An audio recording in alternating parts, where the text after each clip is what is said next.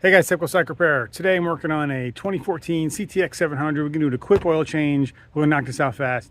This is the dual clutch transmission also, so there's two filters on this one. You have your regular oil filter and your dual clutch transmission filter, which is a simple filter. It's kind of like the same ones that are on like CRF dirt bikes, and it takes 3.6 quarts of oil.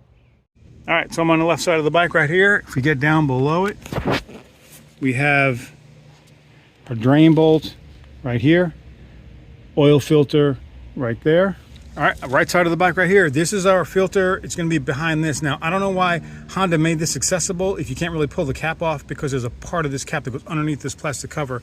We're just going to take this one Allen right here, and that'll flex this out enough so you can pull it off. You'll have to take these two off, and then you have to kind of pop it off because there's a circular O-ring and filter behind this. So I'm going to drain the oil, get the filter off there, and then we'll come over here and work on this. All right, just like this. Just took that one Allen out of there. Now we got plenty of room. We can pull this back. Everything's going to come through here, but you just need to move this a little bit to make it easier. All right, a quick tip over here, guys. If you don't take this cover off, oil's going to get all over it. I don't know why Honda, again, made the access for it and then not make a drain over it. It's going to drip on the inside. So I just took some foil, tucked it in here. I got it tucked down on the inside so that it'll, when it drips out, it'll just drip down into the pan. So let me get the filter off and get the side cover off. And I like using this for the oil filters. Is this thing don't play around. It grabs it. If you can grab your filter with your hand, you can use this thing and it takes it right off. No fuss. Look at that thing. Bit it. It barely fit on there because of that coolant tank right there. But it got it. All right, so it says it right on the Honda oil filter for tightening, 24 to 30 Newton meters. But basically, put oil on the threads, oil on the O-ring, spin it till it makes contact. As soon as it makes contact, 3/4 of a turn by hand. You don't need a tool. Don't put your filter on with a tool. All right, use a new crush washer below your drain plug also. Snug that up. All right, so I'm about to take this off. I got the 2.8 millimeters. Now, there's a spring behind this that holds your filter in. There's another video floating around, and she doesn't have a spring on it. It's missing. You're supposed to have it. Look. You can actually see it. It's wanting to push it out already. So we're going to do this here. So make sure when you take it out, you pay attention to where that spring goes. See what I'm saying about the oil? It just drips all over everything. So we're going to get this out of here.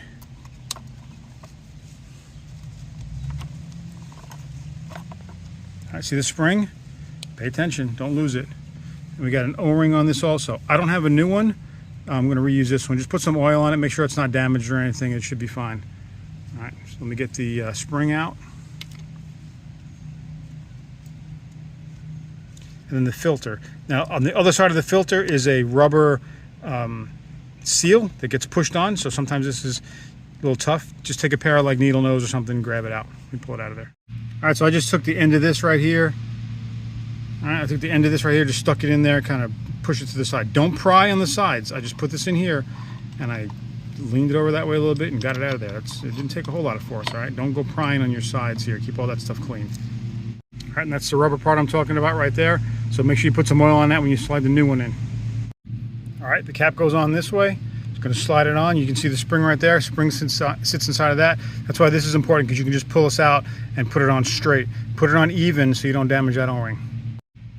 All right, putting oil in. It takes 3.6 quarts. I'm going to take out 13 ounces out of this 1 gallon, and that'll get me right there about to it. And then when I fill it all up, I'm going to start it up, run it, shut it off, let it all settle, put the dipstick in, but don't screw it in, check the level, and then I'll top it off with the remainder.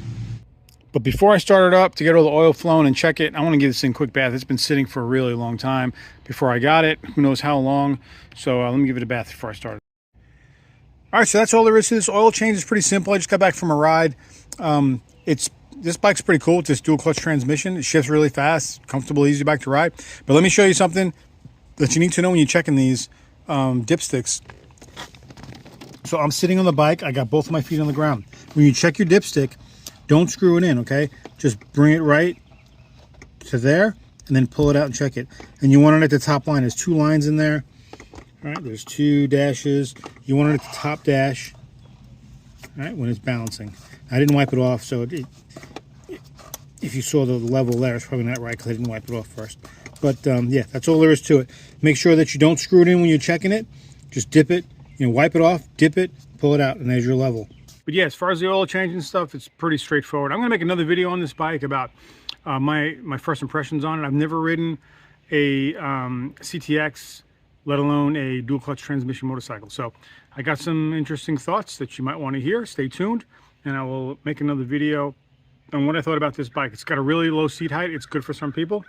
So stay tuned for that one. But guys, hopefully this helps you out. Please hit the like button, subscribe, hit the bell for further notifications. Until next time, this is Typical Cycle Repair.